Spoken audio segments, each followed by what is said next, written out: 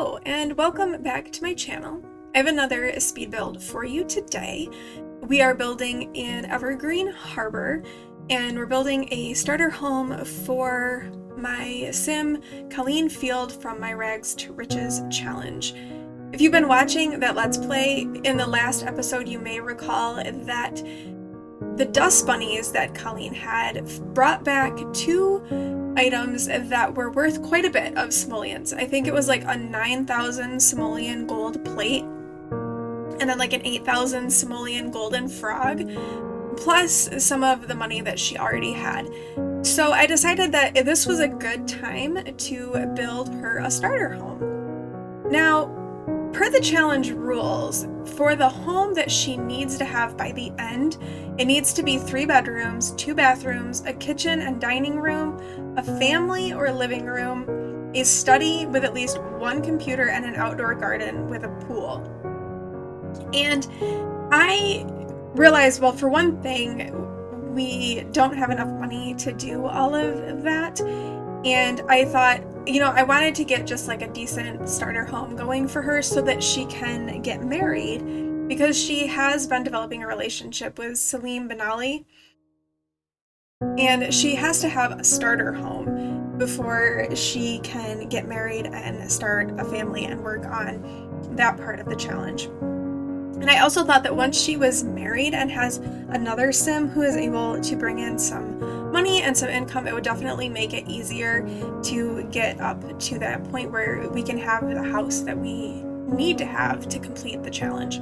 But this is more than a starter home, because after I sold the few meager items that she had and then demolished the house, she had about 30,000 simoleons left. So it's a little bit more than a starter home, but not much more than a starter home. It is 2 bedrooms and 1 bathroom, and it's basically a starter house, but it's a nice little house for Colleen to get started with. And so going into the build, as you can see, I've already got the house structure laid out, got the floor plan laid out. It's just a really simple, basic floor plan, kind of an open living room, dining room, kitchen area, and then the 2 bedrooms and the bathroom. Very simple, very plain, not anything too elaborate. I did not limit myself with packs for this build, because this is a build that I'm building for a Let's Play. It is uploaded to the gallery if you are interested in it, but I did use quite a few packs because I just wanted to get the look that I wanted for my sim Colleen, and to give her what she was interested in and what she was looking for. And so, I use these counters from Parenthood, and the wallpaper is from Parenthood as well. I really like that tile wallpaper as a backdrop in a kitchen. I just think it looks really nice. And then it's got the matching paint swatch that goes with it, so you can not carry that through the whole living space, because it'd be kind of weird to have tile in the living area, I did have a little bit of a difficult time deciding what kind of flooring I wanted to go with, because I wanted some wood floors, but then just finding the right colors. That's one of the really frustrating things in this game, is the wood swatches just don't match very well. Your light color wood isn't the same across all swatches. The same thing with the dark color wood or the redder color wood. They just don't match very well, and it's kind of obnoxious, and it makes it really difficult to make things work. So you'll see there, I made the master bedroom, or the primary bedroom, a little bit larger just to accommodate the bed, and then to just give it a little bit more space. And I went with kind of these plums and blues in here, which I thought were nice. I'm just right now getting in the basic furniture and the paint on the walls, and then we'll go back and do decorating once I've got all of the basics. Now, I did want to put a desk initially in the main bedroom, but I was just having a really hard time finding a single tile desk that worked. So I ended up putting it in the second bedroom. And I had a thought at one point that maybe I wanted to make that just an office space. And it was probably kind of dumb, actually, to put a twin bed in here, because obviously Colleen, she doesn't have any children yet. And when she does have a child, it's going to need to be a toddler bed. So the bed that I put in there, I'll probably just put into the household inventory and then, decorate it for a toddler when the toddler comes. But right now you can think of it as like a guest room. I actually used the wardrobe that came with the anniversary update. I hadn't used that yet, and I thought it worked well in that space.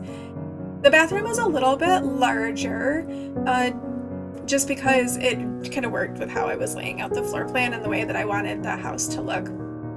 I did keep the dust bunnies, so Truffles and Pudding are still here, so they're back in the house because they were a good source of income. And I used terrain paint to give her some grass. It looks a little weird, kind of in like the setting that she's in the shipping yard, but it's okay. And I actually did my landscaping before I decorated inside the house because I wanted there to be landscaping, and I did not use debug landscaping because, again, I had the funds, and because this is a Let's Play and it's a money-based Let's Play, I felt like using debug anything was kind of like cheating. I also didn't use any hidden objects or anything like that because it felt like it was going against like the feel of the challenge. So I did landscape outside. Now, per the challenge rules, there are mandatory steps for building a garden, which I am interpreting as a backyard. And I thought that having 2 little planter boxes to grow things didn't really constitute a garden. Again, rules are more guidelines in things like this. And I thought that that was okay. She only has like a couple plants that she planted, but that's a good way to make some extra money for her. So I put that in. Now I'm going inside now and I am decorating in the kitchen. I'm still like getting a feel for where everything is in the Build Buy catalog. I feel like I will be doing that for forever, especially with all of the packs, because there's just so much clutter and there's so many objects that it gets really hard to know where everything is and what you want to include. So sometimes I'm scrolling through stuff and I'm like, oh, that would be really cool to include in a build. Or I'm watching other builders and I see them use something, but then I don't remember that it's there and I forget to put it in my own builds. That's why building and limiting packs for me personally often works really well, because I don't feel quite as overwhelmed with the number of objects that are available to us. Maybe if I had been building since the very beginning, I wouldn't feel like that, but because I just started really building recently, I do get a little bit overwhelmed sometimes with the number of objects. I did not put any overhead cabinets, but I did put a hood over the kitchen, over the oven and the stove, and I deleted the window that was there because it just didn't work with the hood, and then I wanted to put the pots and pans on the wall, because I always remember those like after the fact. So I wanted to include that. And I do decorate a little bit. I have a decent amount of money left, but I wanted to leave her some funds to kind of have going forward, because I have no idea what the bills are going to be like for this place, because that's the other thing, right? You build a nice home for your Sims, and then you get the bills, and you're like, oh my gosh, like, it's 2,000 simoleons just in bills. Now, Colleen does have the Eco-Innovator trait, with the idea of reducing those bill costs and being able to like sell power or water is one of the goals for her aspiration. I think it's the goal that she is on. So you'll see at the end, kind of almost as an afterthought because I had forgotten, I do add some solar panels to the house because I had enough money left over, and since that fits with her aspiration, I wanted to include that. I also used the solar roofing that came with Eco Lifestyle for the roof of this house. So as I said, I'm just now going in and just kind of adding in those little clutter items, just doing little bits here and there to make it feel a little bit more lived in, but not too lived in, because Colleen doesn't have a lot of money and she's still kind of getting her footing and whatnot. I mean, really, we wanted to build this home because she is ready to kind of take the next step in her relationship with Salim, and she needed a home to be able to do that. And if you have been watching the Let's Play, we visited Salim's apartment a few times, and if you play with like the regular pre-made Maxis Townies, you maybe already know this. I don't play with them a whole lot, so I didn't know what I was getting into, but his apartment isn't all that great. So here I'm just adding the solar panels, and this is the end of the build. So we are into my screenshots now. So I want to say thank you so much for watching. If you like this video, please give it a thumbs up and hit subscribe, and I will talk to you again soon.